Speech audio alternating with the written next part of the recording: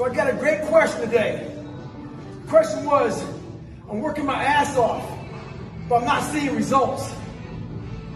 What we do is we go on to social media, and that shit poisons us.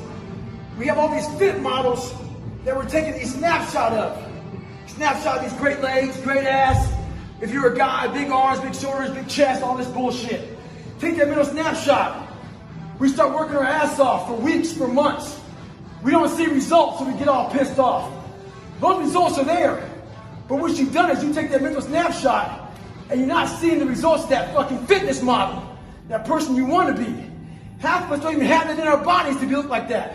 So what you want to do is take a mental snapshot of how you looked before and where you're at now.